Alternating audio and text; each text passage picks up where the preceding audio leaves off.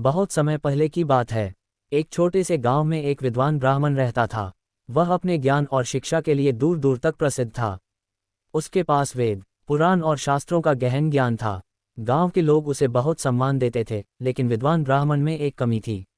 वह अपनी विद्वत्ता पर बहुत अभिमान करता था और दूसरों को कम आंकता था। गांव के पास ही एक जंगल था, जहां एक नदी बहती थी। गांव के लोग उस नदी से पानी भरते थे।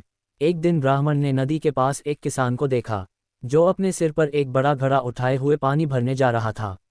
घड़ा इतना बड़ा था कि देखने में ही भारी लग रहा था। ब्राह्मण ने किसान से कहा, भाई, इतना बड़ा घड़ा क्यों उठा रखा है? क्या तुम्हें पता नहीं कि छोटे घड़े से पानी भरना कितना आसान होता है?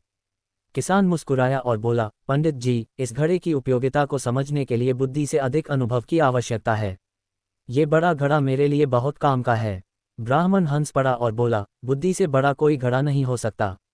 मैं तुम्हें ये साबित कर सकता हूँ। किसान ने ब्राह्मण की बात सुनकर कहा, ठीक है पंडित जी, अगर आप इसे साबित कर सकते हैं तो मैं आपकी बात मान लूंगा। लेकिन यदि मैं ये साबित कर दूं कि बड़ा घड़ा आपकी बुद्धि से बड़ा है, तो आपको अपनी भूल स्वीकार करनी होगी। ब्राह्मण ने चुनौती स्वीकार कर ली। दोनों ने तय किया कि अगले दिन सुबह नदी के पास मिलेंगे और अपनी अपनी बात को साबित करेंगे। अगले दिन गांव के लोग भी ये देखने के लिए इकट्ठा हो गए कि कौन सही है, ब्राह्मण की बुद्धि या किसान का घड़ा। ब्राह्मण ने एक योजना बनाई। उसने सोचा कि वह अपनी बुद्धि से ऐसा काम करेगा जिसे देखकर सभी उसकी बात मान लेंगे। ब्राह्मण ने एक छोटी रस्सी और दो छोटे घड़े लिए और किसान को दिखाते हुए कहा, मैं इन दो छोटे घड़ों से पानी जल्दी और आसानी से भर सकता हूँ। तुम्हारा बड़ा घड़ा समय और मेहनत दोनों बर्बाद करता है।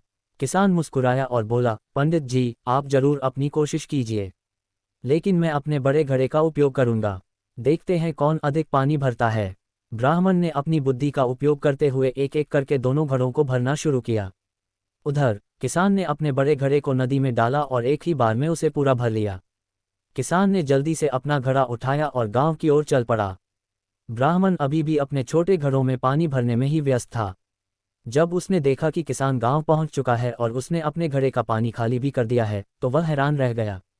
ब्राह्मण ने गुस्से में कहा, यह सिर्फ संयोग है। तुम्हारे घड़े का आकार बड़ा है, लेकिन बुद्धि हमेशा महत्वपूर्ण होती है।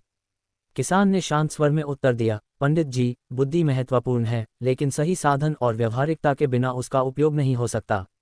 मेरा बड़ा घड़ा मेरे काम को आसान बनाता है।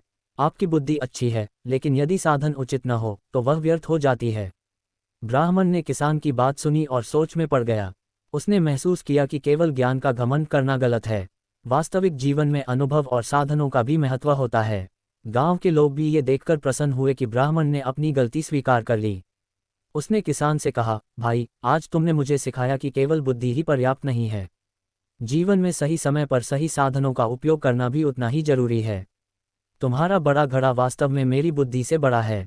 इस घटना के बाद ब्राह्मण ने अपने घमंड को छोड़ दिया और व्यवहारिकता को अपनाया। उसने गांव के लोगों को भी ये सिखाया कि ज्ञान और अनुभव दोनों का महत्व है। बुद्धि से बड़ा घड़ा केवल एक कहानी नहीं है, बल्कि यह जीवन का एक गहरा संदेश देती है। हमें ये समझने की जरूरत है कि सही साधन, अनुभव और व्यवहारिकता का उपयोग हमें बेहतर जीवन जीने में मदद कर सकता है। निष्कर्षतः ये कहानी हमें सिखाती है कि किसी भी कार्य को सफलतापूर्वक पूरा करने के लिए बुद्धि के साथ साथ साधनों और व्यवहारिकता का तालमेल जरूरी है।